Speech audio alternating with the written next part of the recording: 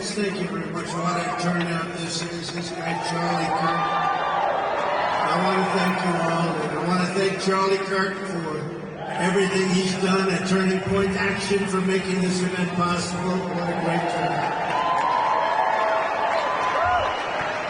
And you've got the same number of people outside, but they have a screen. That's not as good as where you are. At the end of the speech, I'll be taking some questions, so this is different than Joe Biden. He doesn't take any questions. And he doesn't make any speeches. Let me also thank members of Congress that are here. They're warriors. They're incredible people. Byron Donalds, wherever Byron may be, good speech, Byron. Thank you very much. Byron, thank you very much. Great guy, big future. Matt Gaetz, very popular guy. Matt Gaetz. Thank you, Matt. And Ginger, thank you, Ginger. Thank you for being here, Ginger. Great couple. Eli Crane. Eli, thank you. You're leading your state, Eli, by a lot. Warren Davidson. Warren, thank you. Thank you very much, Warren. A woman who's very quiet, very shy, but very professional. Marjorie Taylor Greene.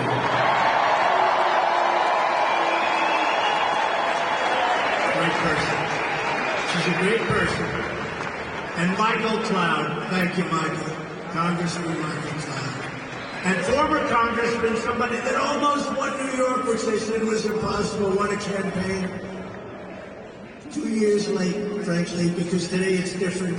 The illegal migrants have taken over New York. Today it's different. What a job he did. Former Congressman Lee Zeldin.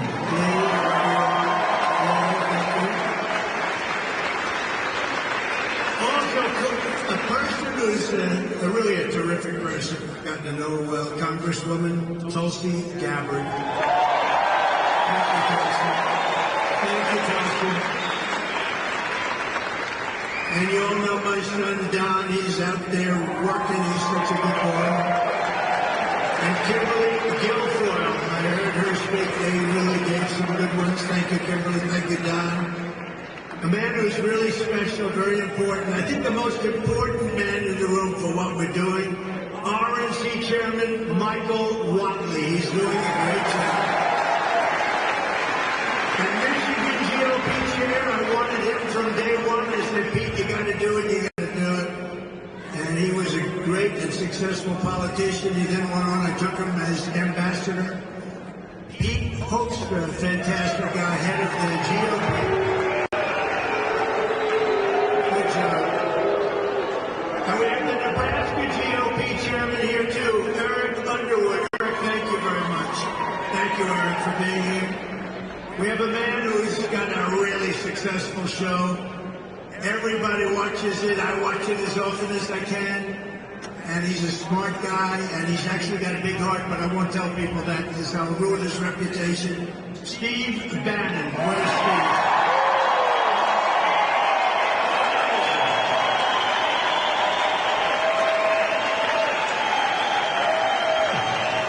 Thank you, Steve. He's great. He's a smart cookie. Another smart cookie, Roger Stone.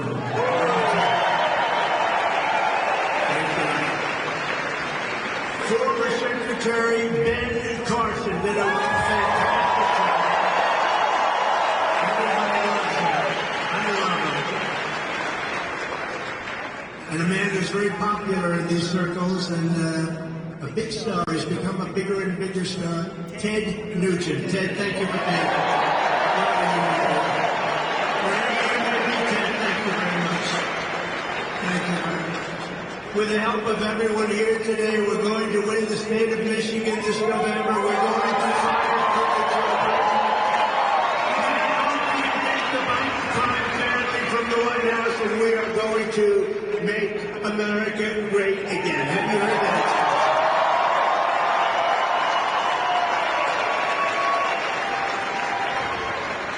Less than 4 years ago, our border was secure. Inflation was nowhere to be seen. We didn't have inflation.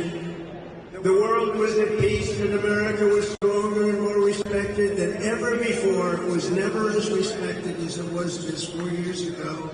Now, under worst president in the history of our country. The world is in flames. Our border is overrun. Inflation is raging. Europe is in chaos. The Middle East is exploding.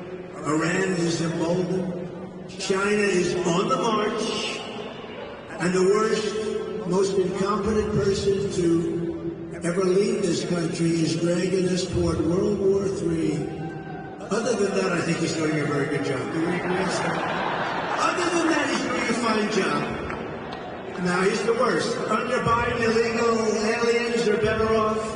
Terrorists are better off. China is better off. Russia is better off. The cartels are better off. But the American people were far better off under a gentleman named President Donald J. Trump. Thank you very much.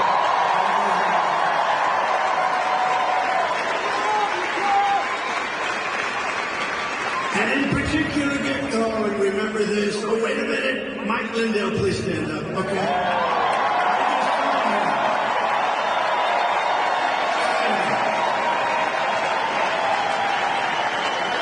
Forget about his pillows. He is the greatest purchaser of advertising in the history of America. If he could buy my ads, I'd be blanketing the airwaves with it. Thank you, Mike. We love Mike. But in particular, Michigan was better off with Trump by a lot. We were doing great. Companies were moving back, and the car companies weren't moving out, and we weren't under a mandate to build all electric cars, which are going to all be made in China. It's just a question of a few years. For decades before I took office, Joe Biden and his cronies in Washington got rich by selling off Michigan jobs and selling out Detroit. That's what they did. That's why your car business is so far down. You used to have 100% of the car business. Now you're down to probably 30% by comparison to what it was. Crooked Joe back, NAFTA, the worst trade deal we ever had. China's entry into the World Trade Organization, another disaster. The Trans-Pacific Partnership, he wanted that so bad it would have totally destroyed the state. The Paris Climate Accord, where we put up $1 trillion and nobody else puts up anything, one of the most unfair deals. Sounds good, but it was a disaster. And every other globalist disaster that sucked the life and wealth and blood out of our country, and that's what it was doing. But after decades of Joe Biden putting America last, Michigan finally got a president who put America first. That's what happened.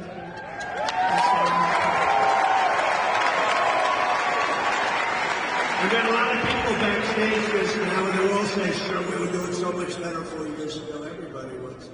I stood up to the globalists. I stood up to the outsourcers, corporate lobbyists, and special interests. This way, they don't exactly know. And I live by the motto, promises made, promises kept. I kept all my promises. Kept them all. In my first week in office, I terminated TPP, Trans-Pacific Partnership. Would have destroyed your state, would have really destroyed trade in our country.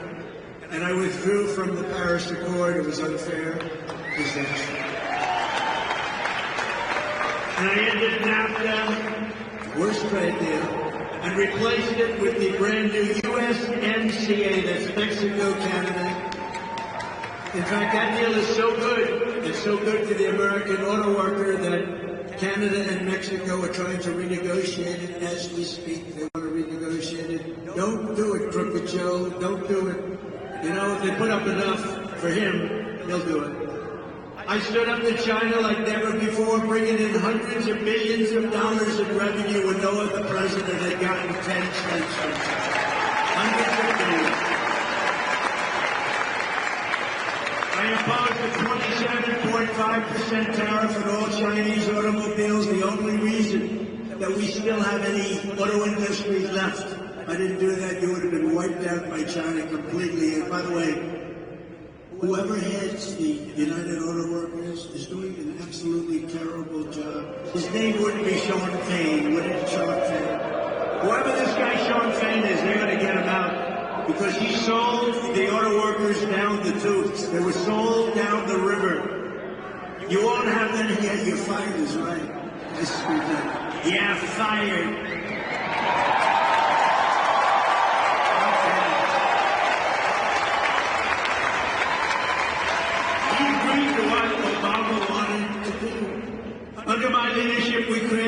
500,000 manufacturing jobs in 3 short years. Remember Biden and Obama would go around saying, we can't manufacture here anymore.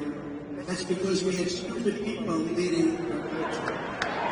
We lifted up all Americans, black, brown, white, and everybody else.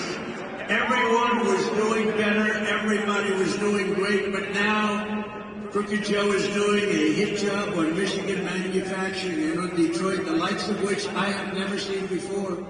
You know, I got the Man of the Year in Michigan years ago, long before politics, like 12, 13 years ago.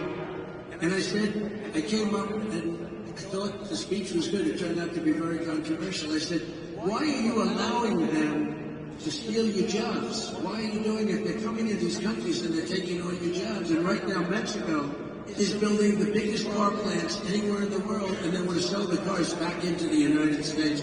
They're stealing your jobs. Who would allow that to happen? And you know who owns the car plants being built in Mexico? China!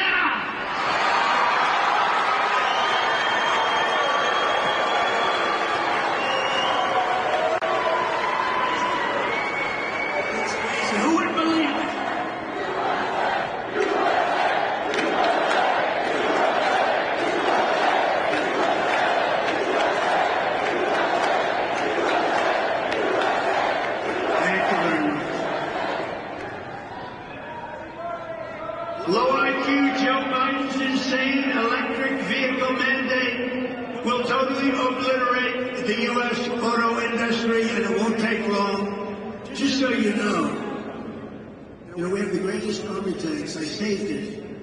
In Ohio, a plant. When I was president-elect, they said, sir, they want to close our army tank plant. It makes the best tanks in the world. I visited in Lima, Ohio. And I saved it. I said, how can you do this? I looked, the complexity, you'd never be able to build a plant like this. Turned out we made more army tanks than anybody. They did a great job. But they want to make them now electric. So that when you go into enemy territory, and you obliterate the enemy and you knock down and those tanks are firing, you do it in a environmentally friendly way. The problem with the army tanks, like cars and like trucks, the problem is that you would have to bring a battery pack along. You're going to pull it like a little wagon, like a child pulls a wagon. So they want to build an army tank, but you know the battery is very big and very heavy, much heavier than a thing called diesel, much heavier than diesel fuel. And you got to see this tank. It's like a wagon, and there's a big thing that is pulling in the back. And even with that, it doesn't go far, and lots of bad things happen, like it doesn't take cold weather very well, and it's really bad in heat. But it is environmentally friendly, remember that. Of course, making it is an environmental disaster, so that more than makes up for it. And they want to have your jet fighters now. I got more planes. I rebuilt our entire military. They want to make your jet fighters use a fuel that's environmentally friendly, but it makes the plane 18% less efficient. So that's the difference between, in a fight with the enemy, winning and losing, a minor difference. But you go in again, they want to go in a clean, environmental way as we bomb the shit out of a country. Can you imagine? Who are the people that are destroying? Who are the people that are destroying our country?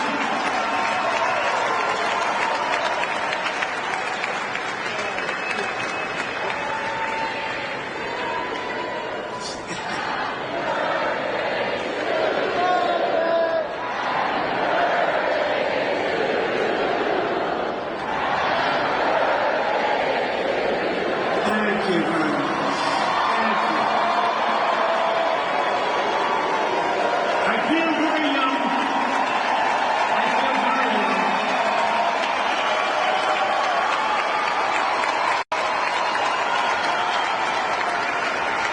I don't know what it is, but I feel better than I did 30 years ago. I don't know what the hell's going on.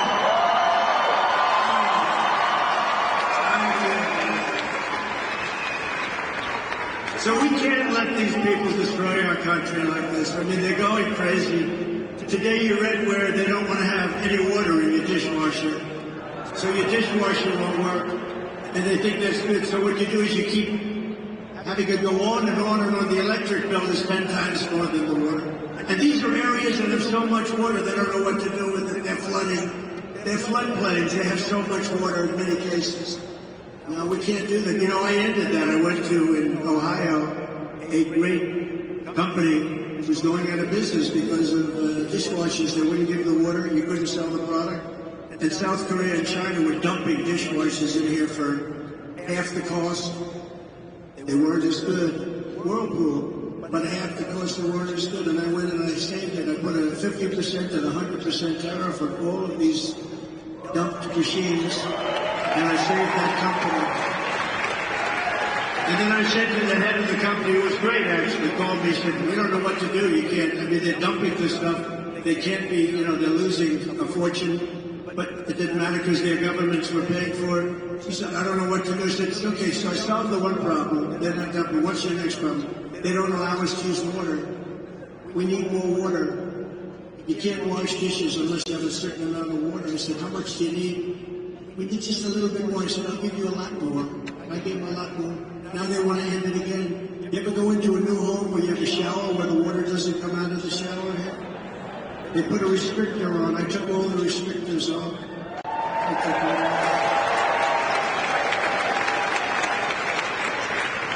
I've had the experience. I take a shower, I want that beautiful head of hair to be glistening. Lathered.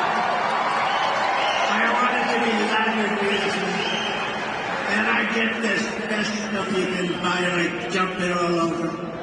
And then I turn on the water and the damn water drips out, picks me. I can't get this stuff out of my hair. It's a horrible thing.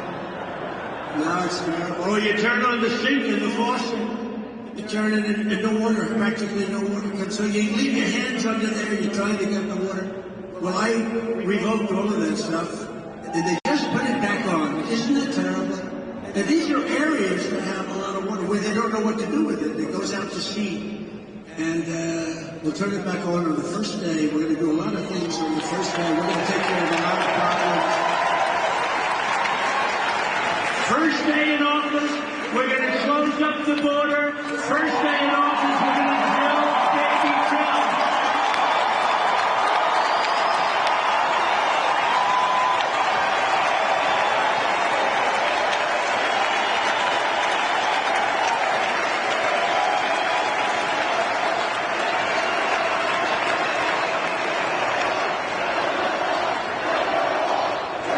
Thank you very much. Thank you, man. We built hundreds of miles of wall. It was so great. Mexico is not thrilled. I went to Mexico. I said, you got to take back the people you sent in. They said, no. I said, in fact, you have to do more than that. You sent so many people. You have to give us 28,000 soldiers. They said, no. Why would we do that? The president, who I liked actually, he's a socialist, but we got along very well. I got along good with all of them, but that didn't mean they loved my policy. My policy was brutal. I mean, think of it. China never paid us 10 cents, I told you. Now they paid us hundreds of millions, you think? And I like President Xi, but do you think he really likes me too much? In fact, Biden's having a hard time taking off the tariffs because it's so much money coming in. He doesn't know what to do. But he'll do what his communists tell him to do. But think of it. So Mexico said, no, we're not going to give you 28,000. I said, yes, you will, 100%. They said, we're not going to give you. Why would we do that? They laughed at me. They thought, what kind of a person is this who would ask for such a stupid request? I said, no, you're going to give it 100%. And I had it out a little bit with the president. I said, listen, you and I are friends. Just send me a negotiator, please. And they said to me, and you've heard this, I told it a couple of times, a handsome man from Mexico, tall, dark, and handsome. He was wearing the most beautiful suit I've ever seen. And I wanted to ask him, who is your tailor? But I said, that's not a good way to start a negotiation. So I figured I wouldn't do that. I'd skip on this tailor. But I said, listen, we want to give, and I said to the Secretary of State, and I said to people that work in the State Department, Give me your best of list, 10 best of. I want your best of. The 10 things that you want. And they wrote 10 things down, and a woman from the State Department, a very nice woman but a lousy negotiator, she said, "Sir, we've been asking for these things for 25 years. You'll never get them." I said, 100% I'll get them. She said, "You won't, sir." I said, "Just sit back and watch." So this gentleman came in with a beautiful suit, handsome guy. And I said to him, "I want 28,000 soldiers. I want a thing called Remain in Mexico," meaning everybody has to remain in Mexico. They can't come into our country until they're vetted and checked, which was very few people came in. We had the best border in history. Now we have the worst border in the history of the world. But I said, "I want 28,000. I want Remain in Mexico. Nobody comes in until they're vetted and checked. I want catch and release. You know what catch and release is? We catch and release, and then we release the people into our country. We say come back in 5 years for a court case, but nobody ever comes back, except for the really stupid ones. Nobody ever comes back. And 7 other things that were worse. And I put the list before him, and he laughed at me. He laughed at me like I was a fool. He laughed at me. I said, "Do you think I'm a fool?" "No, sir, but these are foolish things you're asking for." He said, "You're going to do it." "No, I'm not." I said, "You're going to do it 100%. You're sitting there, right? You're going to do it." And now he starts to get a little bit strange because he's saying, "Why does this guy have such confidence in this?" And I said, "You're going to do it?" He goes, "No way." And I said, "Way." And I told him, I said, "Here's what's happening. If you don't do it, I have before me a document right here. It's right here." And I said, "You don't do it, I'm signing this document." This was a Friday afternoon. I said, "On Monday morning at 7 o'clock, we're putting on 25% tariffs on everything that comes in from Mexico, including all the cars that we stole from America, all those new manufactured Mexican cars that come in by the tens of thousands. And then you have 1 month, and it goes to 50%, then it goes to 75%, then it goes to 100%, and I think I'll stop at 100%. And that's many times more than the cost of 28,000 soldiers." And he said, "Sir," he couldn't breathe. I said, "Are you okay, that beautiful suit?" His suit was getting very damp. I said, "Are you okay?" He goes, "Oh, and by the way, I had a great word that I was going to use, but it's a curse word. And I was told by a great evangelical preacher just this week, 'Sir, you tell the greatest stories, you're the greatest everything, but sir, please don't use foul language.' And I said, sometimes you need foul language to tell a great story. Because there's no words like that." He said, "Sir, you don't." So I was going to use a really terrible word, but it's over in an instant. But the truth is, I think it does look worse. Look at all the media back there. I think it does look worse on television than it sounds like. So did you notice I had a blank space right there? I said, "Here's what you do. You go and tell me." He said, "Sir, may I take 5 minutes? I'd like to make a phone call back to Mexico." I said, "Absolutely. Say hello to the president, please." "That's who you're calling, right?" "Yes, sir. How did you know?" I said, "Please be quick because I have a very important appointment coming in." So he went out, came back very quickly. "Sir, it would be my great honor to supply you with 28,000 soldiers free of charge. It would be my great honor to create a new policy of staying in Mexico or remain in Mexico. And sir, it would be my great honor to have catch and release in Mexico as opposed to catch and release in the United States. And those other things, sir, we would like very much to do that also." By the way, the woman from the State Department, she almost had like a heart attack. She couldn't believe it. And she was a good woman. She was actually happy. A lot of them would be unhappy because, they would have been right about the point. She was actually happy. She couldn't believe it. I did many, many things like that. I did it with Macron. You saw Macron taking advantage of Biden just the last couple of days. She's looking at him like, how dumb is this guy? What the hell is that? They're landing in a parachute, and he turns around not to watch the guy landing, but to watch a tree behind him. And the new and very respected leader of Italy, I didn't know who that was. A woman came up to him and turned and spun him around like he was a top. He had no idea where the hell he was. He's watching a parachute land, and he turns around to look at trees.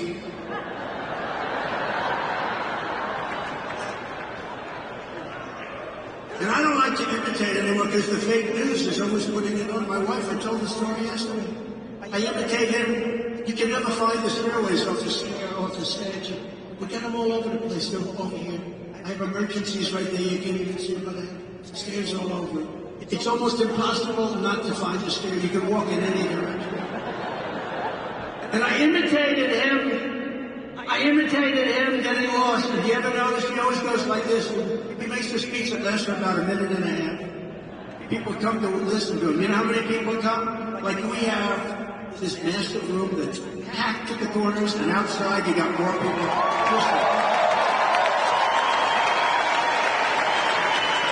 You can't fill up the 8 circles. And I said, by the way, the 8 circles were meant for COVID. They're meant for COVID, you don't have to use them, but they use them as an excuse because nobody comes. So he's up, and he's before a tiny little crowd, 30, 40, 50 people. And the speech lasts for like a minute.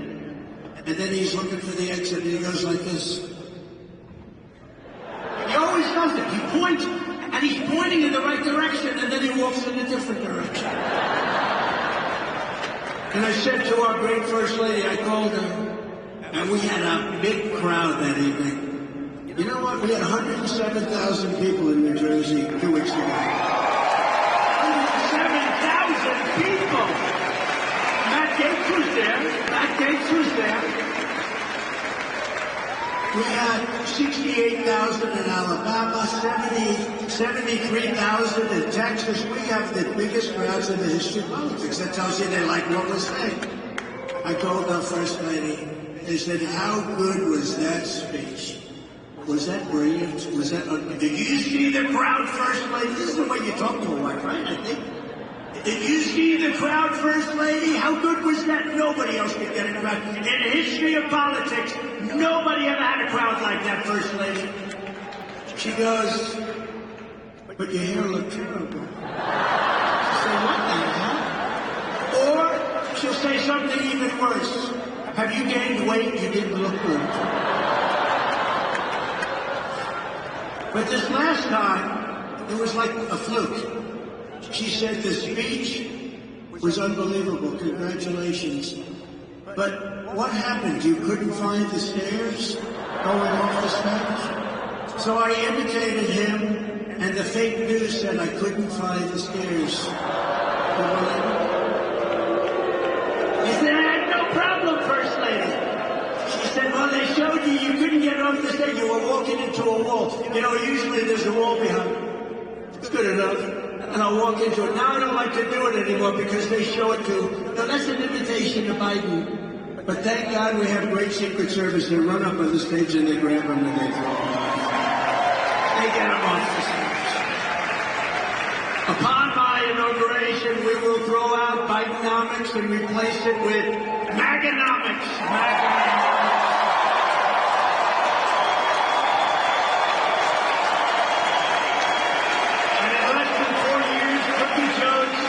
Inflation nightmare and energy price hikes, the likes of which we've never seen before. They've cost the typical American household $28,000. The monthly cost of a typical mortgage has doubled and tripled even. We had it at $2. Think of this. We were at 2.3%. And he said probably 10%, but you can't get money. The numbers are crazy. The food numbers, the energy numbers. Yet Joe Biden has no plan. He's got absolutely no plan. He doesn't even know what the word inflation means. I don't think if you gave him a quiz, I think he should take a cognitive test like I did. I took a cognitive test, and I asked Doc Ronnie Johnson. Does everyone know Ronnie Johnson, congressman from Texas? He was the White House doctor. And he said I was the healthiest president he feels in history, so I liked him very much immediately. In fact, he said if I didn't eat junk food, I would live to 200. That's what he said. But I said, Ronnie, should I take a test?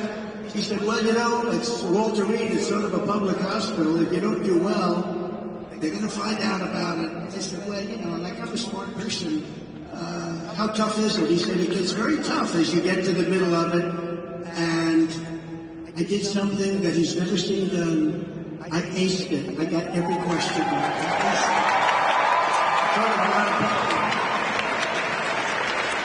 And I think presidents, you run for president. Now, I understand that it's not constitutional. Can you believe it? It's unconstitutional to have that test taken. So we have to live with guys like Biden. But you know what? I don't think we're going to live with him for long because I've never seen such enthusiasm. I've never seen anything. We won twice. And we never had anything like what's happening now. But I'll stop Joe Biden's inflation-causing spending spree and impose an immediate moratorium on all of Crooked Joe's hundreds of billions of dollars in waste. He's wasting money at levels never seen before. He's putting all this money into the Green New Scam. It's a scam, one of the greatest scams in history. Well, I think Zelensky is maybe the greatest salesman of any politician that's ever lived. Every time he comes to our country, he walks away with $60 billion. And I like him, you know, on the impeachment hoax #1, he was very good. He said, no, the president didn't threaten me at all. He could have been a grandstander and said, I was threatened, right, Matt? He could have said, I was threatened, so I like him. But he's the greatest salesman of all time. He walks in. So now here's the beauty. He just left 4 days ago with $60 billion, and he gets home and he announces that he needs another $60 billion, else it never ends. It never ends. I will have that settled prior to taking the White House as president-elect. Would it ever happen? To fight Joe Biden's inflation, I will stop the Biden migrant. This is a Biden migrant invasion. An estimated 50% of inflation has been caused by the soaring cost of housing, which is skyrocketing due to Joe Biden's tidal wave of illegal immigration and high interest rates. And they're putting these illegal aliens into luxury hotels as our great warriors lie on the streets. We have people that came into our country illegally, and they're living in hotels and even luxury hotels, and our veterans are lying in the streets. How sick is it? Sick. And by the way, when we ran the VA, we had a 92% approval rating, and we took it up from 41%, which I don't even think was 41. And now it's back to where it was. So many of the things we did, they wanted to end. We took care of our veterans at a level that nobody has ever seen before. One thing we said, if you have to wait online, and I had to get this done through Congress, if you had to wait online for more than 1 day, you go out to a private doctor, get yourself better, or we pay the bill, right? That sounds sensible. People were waiting for 3 months, for 4 months, for 2 weeks. Can you imagine you want to see a doctor, you really feel badly, and he says, good, come back in about a month and a half. People were becoming terminally ill that would have had a minor, they would have gotten a shot, or they would have taken a pill, they were becoming terminally ill. Anybody who waits more than 24 hours, you couldn't see a doctor, you go to a private doctor and we pay the bill. We had prices, we had schedules. The other thing we did is we had civil service, 9,000 people that were crooks and thugs and sadists, a lot of sadists. They enjoyed beating up our wounded warriors in less than prime time. You know, in prime time, they would have gotten the hell beat out of them, but our people were in bad shape, and they would beat them up. We had sadists. Can you believe this is a country, but it's the way it is? 9,000. I got the approval. We fired 9,000 people and replaced them with good, loving people. And we had the highest approval rating in the history of the VA. But what makes you sick is to see what's happened with our soldiers and you see the way others are being treated. How about they're given a cell phone? They're given all sorts of insurance. They're given hospitalization. And what it does is that people want to come into the country. Gavin Newsom, the governor of the great Gavin Newsom. Well, Gavin Newsom said, come into the United States. We will provide you with hospitalization. We will provide you with education. They're actually taking the chairs of our students, sitting there with a language that we've never even heard about. You know, there are languages that we have nobody in our country that can even speak. There are a lot of languages out there. Now, he's destroyed California. If you listen to him on Sean Hannity, I listened to him, and he talks like California. People are leaving California. I hate to say that because I have property in California. Maybe I'm hurting the value of my property, but I have to tell you, he's destroying California.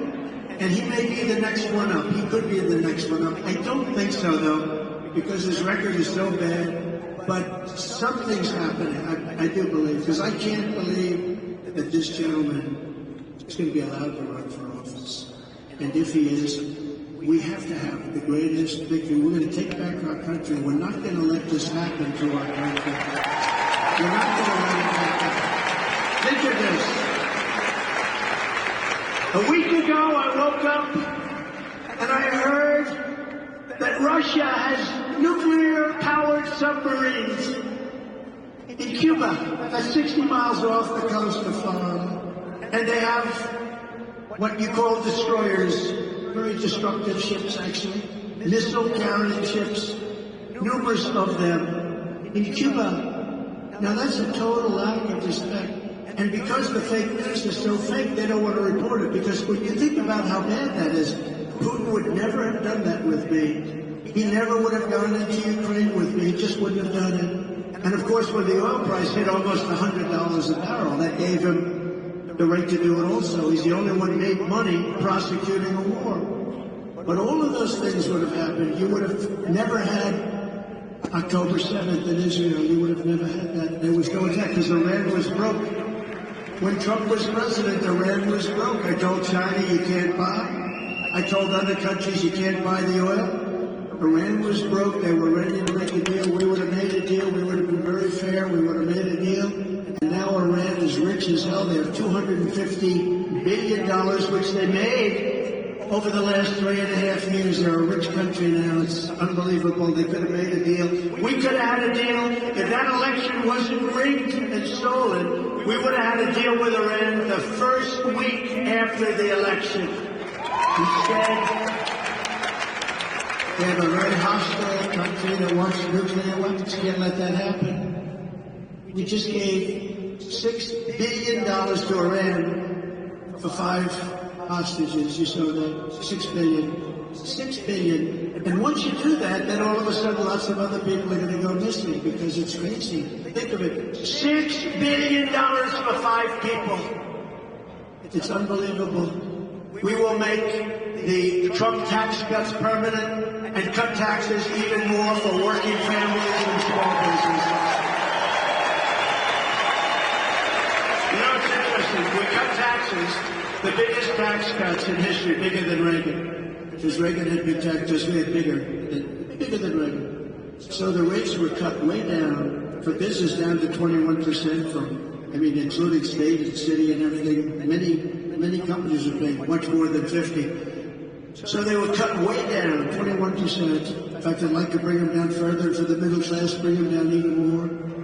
They're going to let them expire, and they're going to give you the biggest tax increase you've ever had, ever, by 4 times. But the amazing thing is we cut the rates way down, and we took in more money than we ever took out before. So with a lower rate, the incentive was so great. People were doing things, businesses were thriving. So with a much lower rate, we took in more revenue than we ever took in before. It's an amazing number, right? Who would think?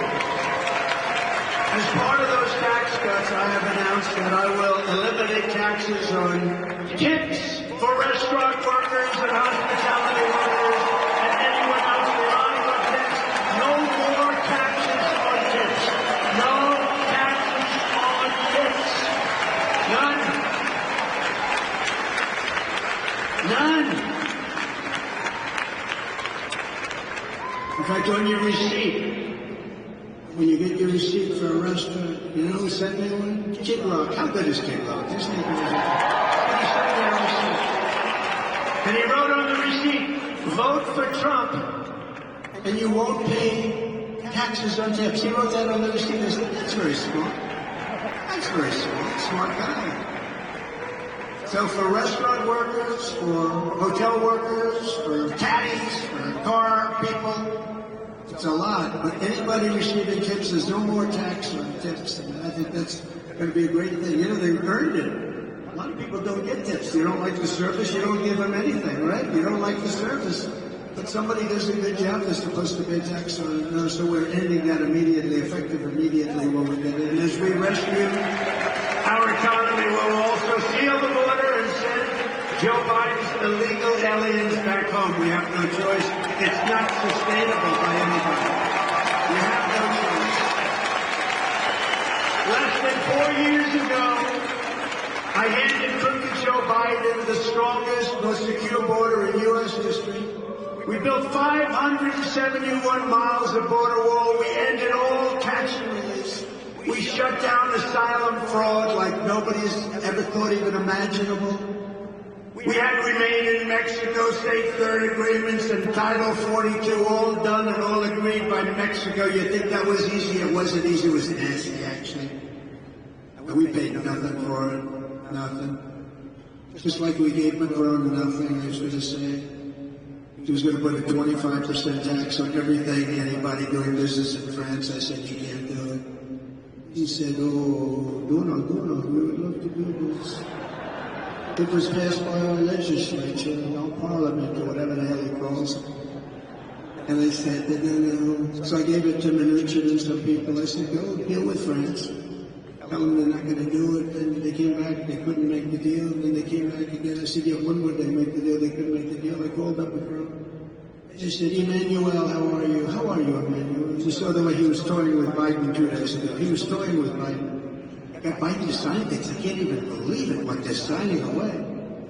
But he was toying with him. And I said to him, listen, Emmanuel, if you don't drop that tax immediately, no, I cannot do that. I said, yes, you can. If you don't tax it immediately, all wine, every bit of wine, every bottle of wine and champagne that you send into the United States, we're putting a 100% tariff on that wine and champagne. We don't want your wine and champagne. You make great stuff over here.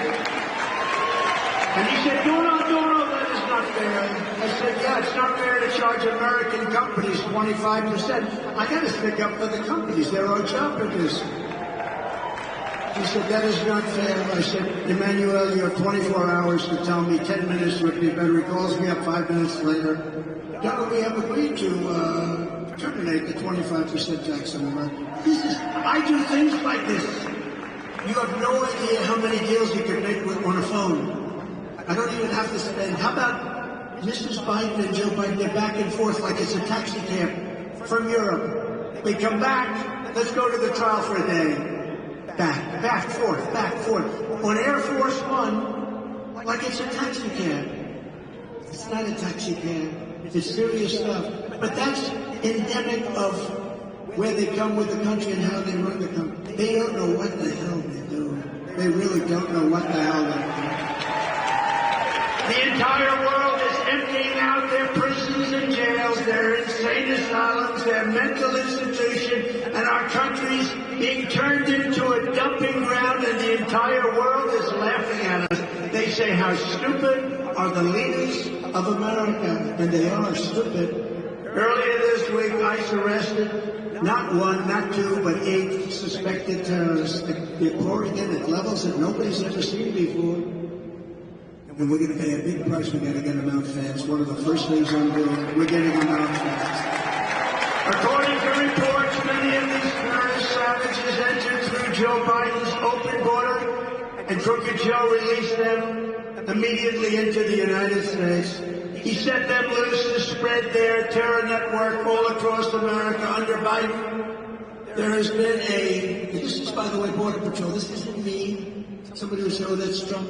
This is Border Patrol. There has been a 3,000 increase in the number of people on the terror watch list crossing the southern border, 3,000%. 3,000%. The choice for every voter this November is clear.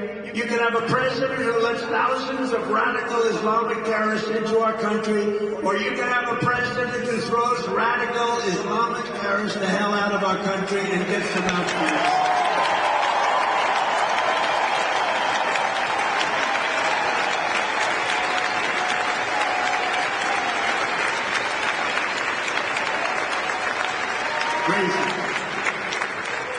On day one of my new administration, we will begin the largest deportation operation in American history. We have to. This is not sustainable.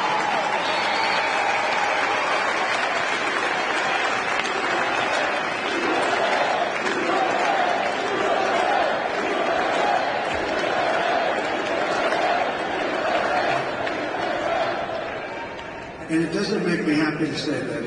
And you know what's going to happen. We'll get 10 terrorists, and then one woman with 2 children that are beautiful children, and that'll be the front page of every newspaper. It's never an easy thing to do, but we have no choice. Dwight Eisenhower, which people don't think of him in these terms, had the largest deportation ever by far in the history of our country. Because he said, they're destroying our country, we can't let this happen. That was Dwight D. Eisenhower, president, a much stronger president than people give him credit for. But we're going to have no question, we're going to have no problem. You know, they wouldn't take, as you know, we have MS-13, the worst killers of any gang anywhere in the world, and they were pouring into our country, and they said, we don't want to get them out. I said, I want to bring them back to their country, because you don't want to put them in our jails. It's so expensive and everything. They killed 2 girls on Long Island. They sliced them up with a knife. They didn't want to use a gun. They didn't want to use a gun. They sliced them up with a knife. 2 young high school girls walking to school. They killed them, sliced them into pieces with a knife. They're animals. And Nancy Pelosi said, you shouldn't call them animals. These are human beings. I said, no, they're not human beings. These are animals. They sliced them up with a knife. And by the way, ICE and Border Patrol, you know, ICE came in. This is in Long Island. ICE, for some reason, they like Long Island. But ICE came in. And these are great patriots. These are tough cookies. I know some of my friends up here in the front rows. They're tough, but they're not doing the ICE. They're not doing that. And you'll see ICE come in, and they'll run into what they call a pack of MS-13 tough guys. And you'll see for 2 minutes fists are flying and everything's flying. Who the hell wants to do that? Matt Gaetz wouldn't do it. Byron wouldn't do it. Byron's tough. He wouldn't do it. I wouldn't do it. I think Mike Lindell might do it. I don't know. He may be the only one. He may be the only one. I wouldn't do it, Mike. And they go in there, the hands are flying, and then they grab them. They're gaga. They're all knocked out, and they put them in paddy wagons. But my people told me that we couldn't get them back into their country. So Guatemala, Honduras, El Salvador, they come from countries just beyond Mexico. Some come from Mexico, actually. But the countries won't take them back. They clogged up the runway so that a plane can't land. They blocked all the roads so the buses couldn't get in. And the generals came to me, sir, we have a problem. We have them all, but we can't get them back in. We haven't been able to get them back in for many, many years. During the Obama administration, they could never get them in. That was Obama-Biden. Biden didn't have a clue there either, by the way. We cannot get them in, sir. I said, really, how much money do we pay them a year for their economic development stuff? So I was going to use another word there, but I can't do it because of the man that I respect so much. You know who it is? Franklin Graham. I can say that. He's a great guy. He wrote me, President, you don't have to use foul language. You just don't have to use foul language. Your stories are so great. Your crowds are the biggest crowds ever assembled. Nobody's ever done this. You don't need foul language. I said, sometimes you do, for emphasis. He said, you don't, sir. So I'm trying it without foul language today for Franklin Graham.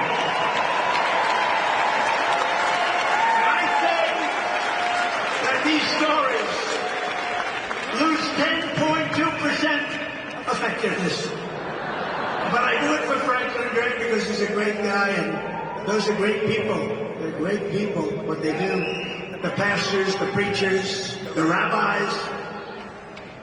A lot of great people. We have a lot of great people, so I'm doing that. I said, you know, maybe he's right, but think of it. So they bring these people out, and they can't get them back into their country. So I said, all the presidents of those three countries, inform them immediately.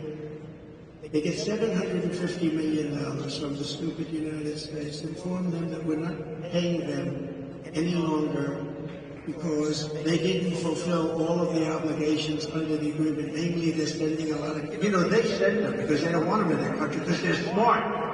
And you know what? If it was me running those countries, I would have done it faster than them. Why wouldn't you do it? I would have cleaned out the prisons. They've only gone down 50, 60, 70%. Venezuela. Crime is down 72% because they've taken all of their criminals, most of them, and they've sent them in to have the rest of them in within a year. I would have done it much faster if I were them.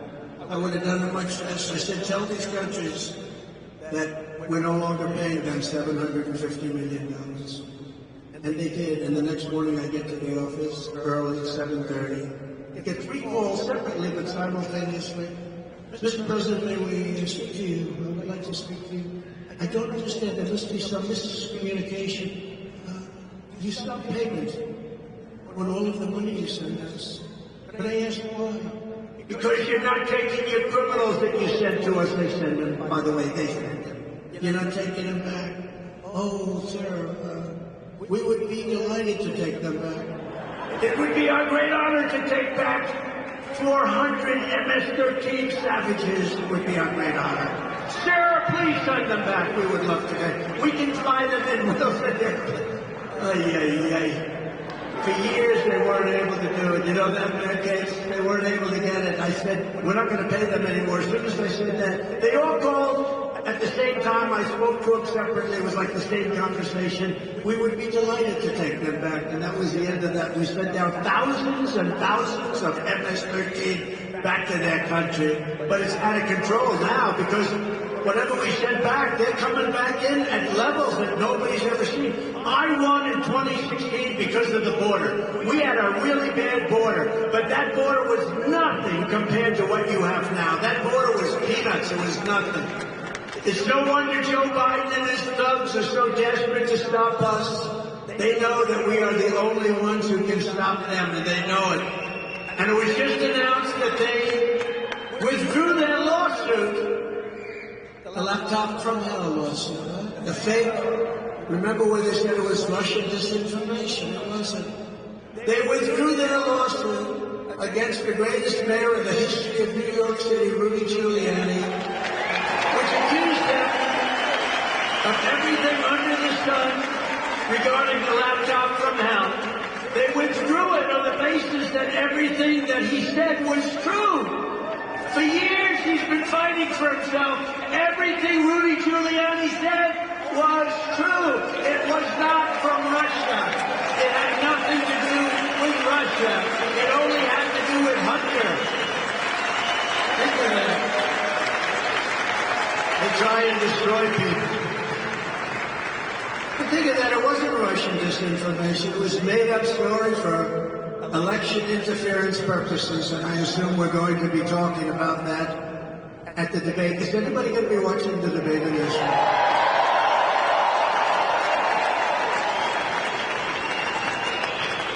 You know, they gave me an offer that I couldn't accept. They said it's fake Tapper is the moderator. They said it's a sit down. It's a very sterile room. Nobody in. Nobody allowed in. Nobody allowed, not even your family. Nobody allowed in. There'll be no audience whatsoever. And they turn off your mics when you finish speaking. They're trying to make this very exciting, right? They turn off your mics so that you can't talk while the other man is talking, but maybe that's a good thing. Maybe that's positive, let him talk. But, so they assumed that I would say no. Because, you know, you got CNN, fake news. which their camera just went off. Look, their cameras. The light just went off.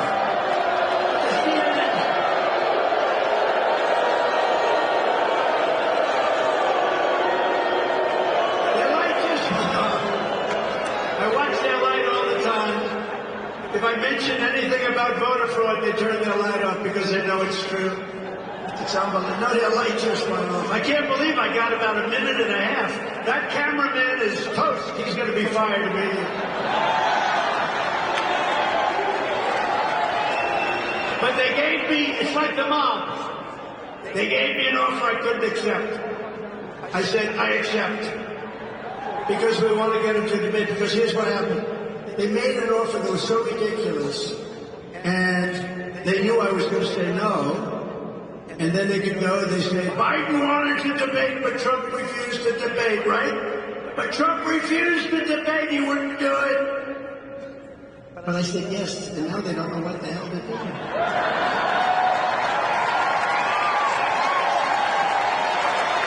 But remember this, all of their persecution of me and others is only happening because I'm running for president and leading very big in the polls. And since the rig trial in New York, my numbers have increased substantially. And fundraising, by the way, is, I believe, the highest numbers in the history of politics, despite these times.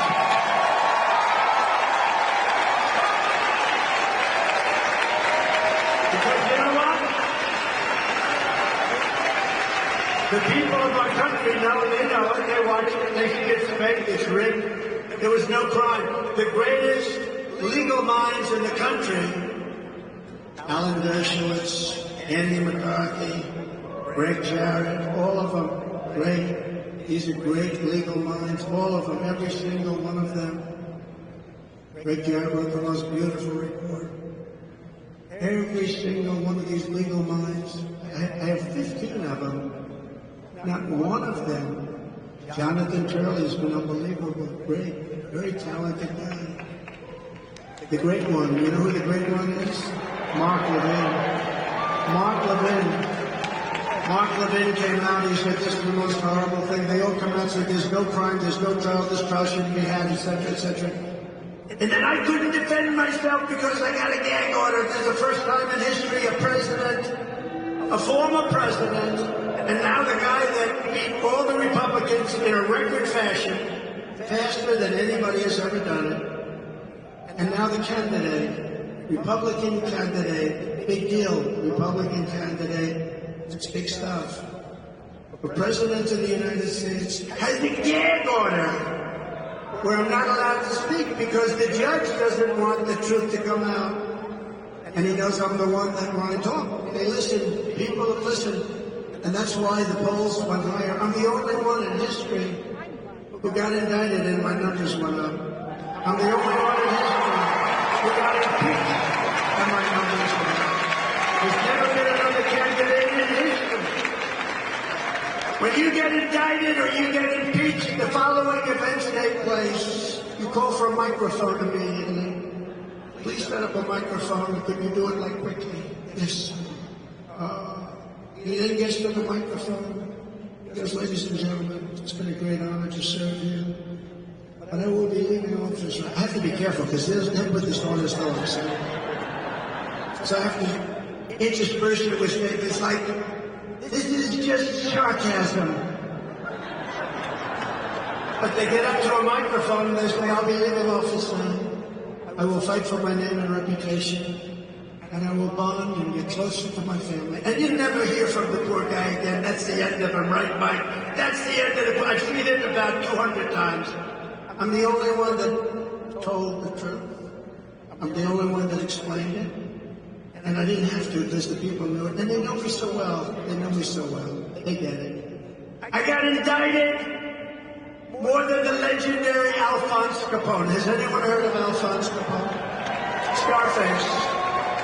He was so mean that if he had dinner with a person and if he didn't like him, he would kill the person. They would never find him again. Like Mike Lindell, he wouldn't like Mike. Just, you know why? He said, those ads, they are driving me crazy. Let's get rid of this guy. He couldn't stand those ads. Al Capone would take a bike out in 2 minutes. Mike's beautiful new wife would say, "What the hell happened to my husband? You'd never be found." He'd be buried under the World Trade Center. But think of it, Alphonse Capone Scarface, he was the meanest of them all. He had a scar that went from here to here. Scarface, the meanest, the toughest. I got indicted more than he did, and I didn't do anything wrong. I didn't do anything wrong. Even these great scholars, Jonathan Turley said there is no crime. Andy McCarthy said there is no crime. There's no crime. There was no crime. It's a rigged deal. We have a rigged country. We have rigged elections. We have open borders. Think of it. And the court system now is under siege. It's under siege. We have a lot of problems in this country. On top of that, we could end up in World War III because we have an incompetent leader that should never have been there. He's an incompetent man. As of today, we're leading Biden nationally and in every single battleground state, including the wonderful state of Michigan. Have you heard of Michigan?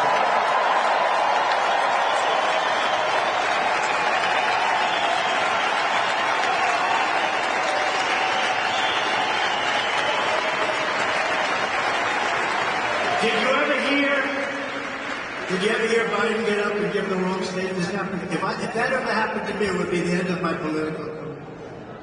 I always be very careful, like the wonderful state of Michigan, supposedly, so he's in Florida. And he goes, "It's great to be with the people of Iowa." Oh, yeah. The palm trees are all over. Iowa's not notified. I mean, you got Idaho and Iowa mixed up, and that you can sort of understand. Of course, potatoes are different than corn. But that, Idaho, it's great to be in Idaho. They'll say you're in Iowa. You got New Hampshire mixed up with Massachusetts. But maybe you can understand, he thought he was, he thought he was across the line. But can you imagine if I did that? So when I say, "It's great to be in the wonderful state of," and I always think, I say, I better get this sucker right. I'm thinking about it. Long before I make the statement, I'm thinking about, you sure this is Michigan? You sure? Now the fake news will report today, Donald Trump wasn't sure that he was in Michigan. And only the people in this room will understand how dishonestly. The radical left Democrats rigged the presidential election in 2020, and we're not going to allow them to rig the presidential election in 2024.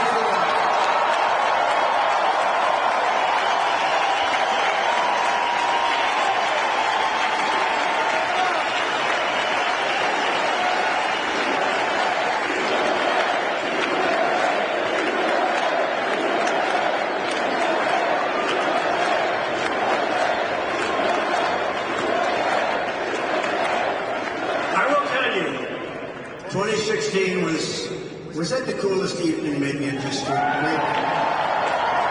The only thing that's going to blow it away will be November 5th. If we win on November 5th, I think it'll be the greatest political event in history. I actually think the victory on November 5th, which actually starts much early. Remember, Pennsylvania, September 22nd. North Carolina, September 6th. They start earlier. You know, it's sad when you have to go months early. It's crazy. What are they doing with all these votes? What are they doing? Michael Watley's doing a fantastic job, along with Lara, doing a fantastic job at the RNC.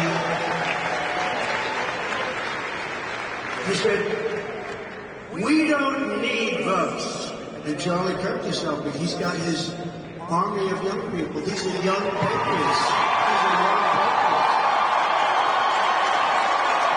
They don't want us to be happy. What's been happening in our country? Thank you, Charlie.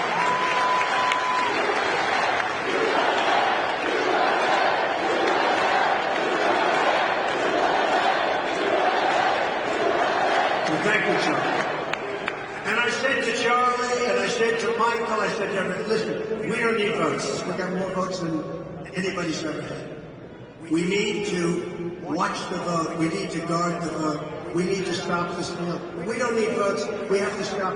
Focus. Don't worry about votes. We got all the votes. I was in Florida yesterday. Every house has a Trump sign. Trump, Trump, Trump, Trump. We have to. We have to guard the vote. When that vote comes in, from the moment they say they're going to sign, these mail-in ballots are treacherous. They're treacherous. These boxes, these lock boxes are horrible, horrible. And we'll change it, but we have to win the election in order to change it. What they do, they have these boxes all over the place. People are walking up. Who the hell knows what they're doing? It's a horrible thing to watch. It's a horrible thing to watch. When you have a real election and you walk in and they look at you and they check your photograph and they do this, you can't do much. But we have, like in the state of California, they send out 38 million ballots. Who the hell knows where they're going? They do. They go to a lot of Democrat neighborhoods. And you're told you can't win. I go to California, we have 100,000 people show up. I said, why are we losing California? Why would we lose it? It's so corrupt, the whole election process. And what we want to do is we ultimately want to go to paper ballots, voter ID, one-day voting. We want to make sure you're a citizen of this country. Every time the radical left Democrats, Marxists, communists, and fascists indict me, I consider it a great badge of honor, because I'm being indicted for you. Thank you very much. Never forget, our enemies want to take away my freedom because, quite simply, I will never let them take away your freedom, and I won't. They want to silence me because I will never let them silence you, and in the end, they're not after me, they're after you. I'm just standing in their way, and I always will.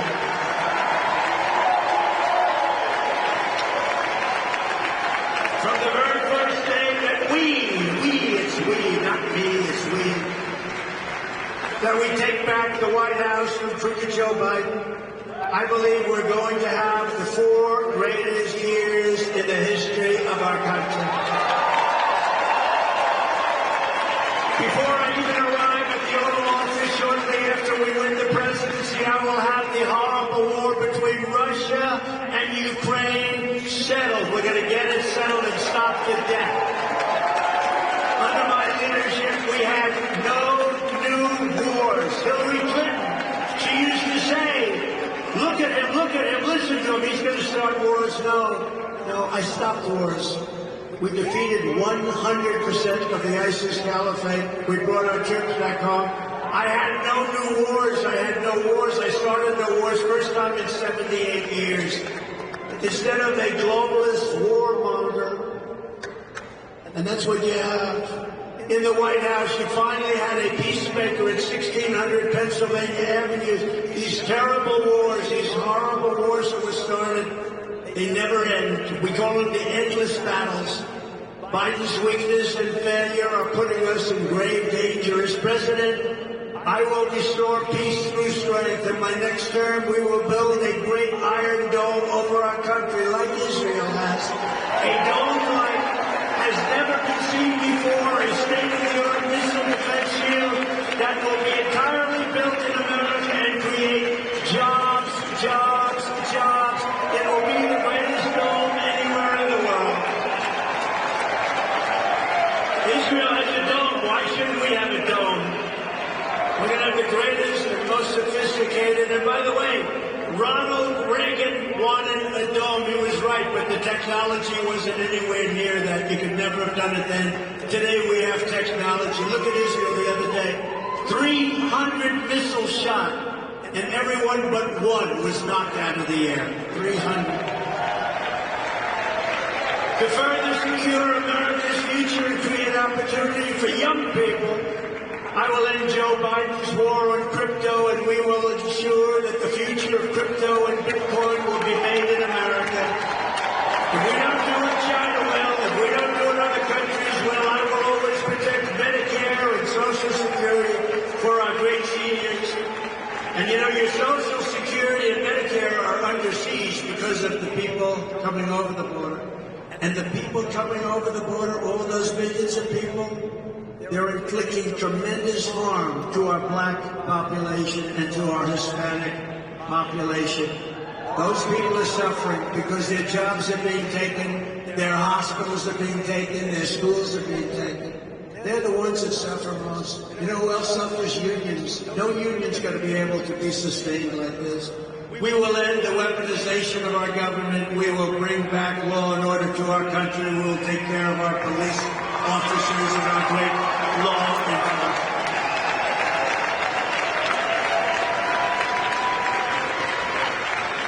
Joe Biden is out the other day trying to claim that crime is down, but actually crime is way up.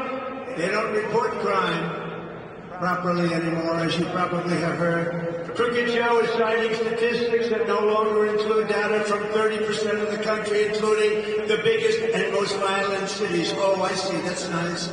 Meanwhile, Joe Biden still supports no cash bail and sanctuary cities. I'm probably the only one that has to pay bail. Think of it. I'm the only one, I think.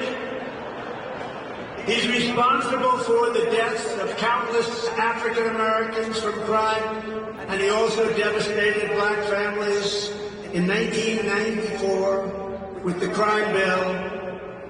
Super predators, remember? That was Joe Biden came up with that. Super predators, the black people have to remember when they go to vote. That was 1994 crime bill, super predators, Joe Biden. When I'm president, we will end sanctuary cities. We will once again support our police. We will be going and rebuilding our cities into beacons of hope, safety, and beauty better than they ever have been before. We will take over our horribly run capital, Washington, D.C. We will clean it up, renovate it, rebuild our capital city that no longer will we allow it to be a nightmare of murder and crime. It's a nightmare of murder and crime in our capital.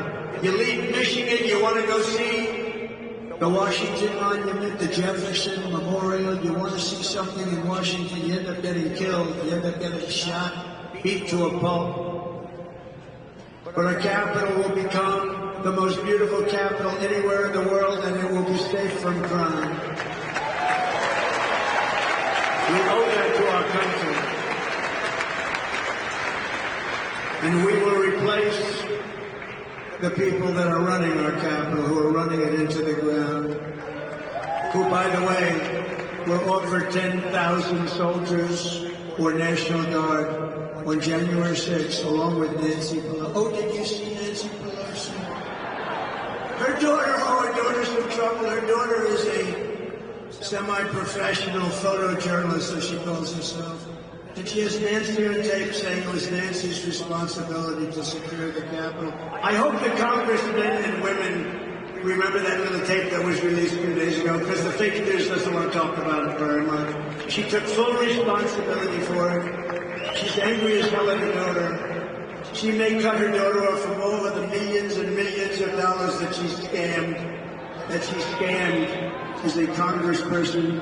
Think of it. She has better returns on her money than the smartest people in the history of Wall Street. Look at that. I wonder how she did that. On day one, I will sign a new executive order to cut federal funding for any school pushing critical race theory, transgender insanity, and other inappropriate racial, sexist, or political content onto the lives of our children. And I will not give one penny to any school that has a vaccine mandate or a mask mandate.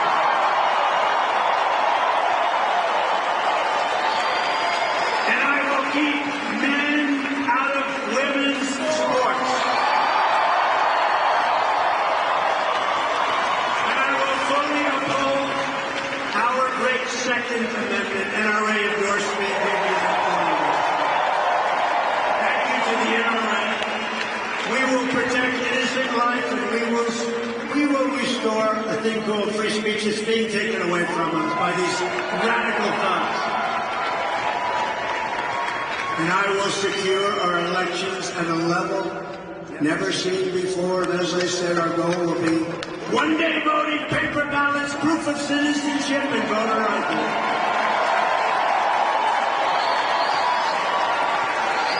And we have to win. Republicans have to win. We want a landslide that is too big to rig. Remember that, too big to rig. How do you win it? There's a point at which they can't cheat. We want a landslide that is too big You know, we're leading in places that we've never led for 40, 50 years. Minnesota, we're leading by 2. We're leading in Virginia. We're leading in a lot of states that were not states that people even think about. No, we want a landslide. Remember that term. Too big, too big. If you took the 10 worst presidents in the history of the United States and added them up, they would not have done near the destruction to our country as Joe Biden and the Biden administration have done. Take the 10 worst, add them up. He's worse than the 10 worst put together. The only good thing is Jimmy Carter is happy because his presidency was brilliant by comparison to Biden. So if you want to save America, I'm asking everybody to go out and, quote, swamp thevoteusa.com to make a plan to vote either by mail or early in person or on election day. Get out and vote and watch your vote. If you want to volunteer to help us turn out voters in your neighborhood, sign up. Get trained at TrumpForce47.com. You got to watch your vote because they destroy votes. They terminate your vote. They do all sorts of things. Watch your vote. You can do it. In conclusion, from Marquette to Midland, from Lansing to Flint, and from Grand Rapids to right here in Detroit, we stand on the shoulders of red-blooded Michigan patriots who laid the railroads, worked the factories, tilled the fields, forged the steel, fought the battles and won the victories that built the Motor City and made America into the greatest and most powerful nation in the history of the world, and we're going to bring back your auto industry at a level greater than it was 30 years ago.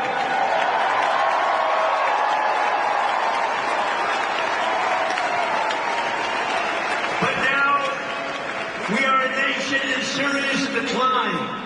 We are a failing nation. We are a nation that has lost its confidence, willpower, and strength.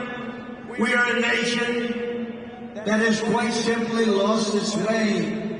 But we are not going to allow this horror to continue. Less than 4 years ago, we were a great nation, and we will soon be a great nation again.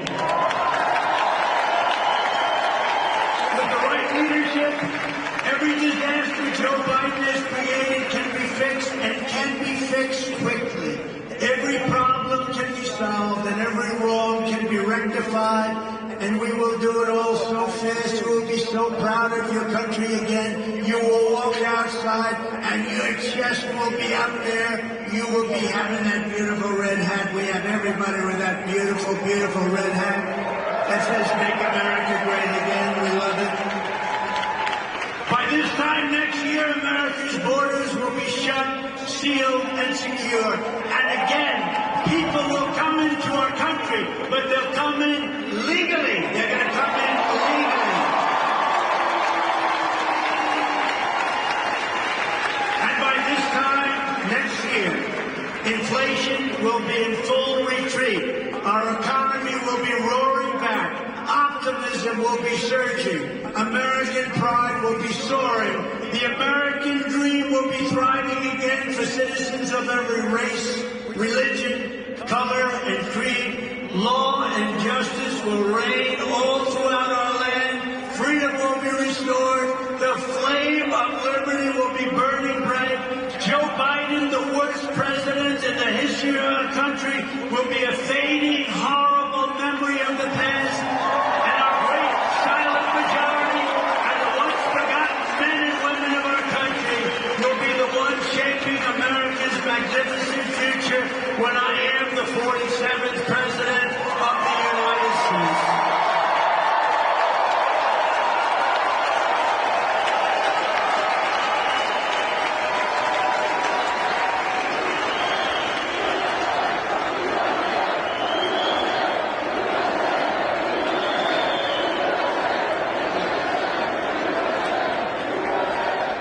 Because we are all Americans, and together we will show November 5th to be the most important day in the history of America. We are one movement, one people, one family, and one glorious nation under God. And together, we will make America powerful again. We will make America wealthy again.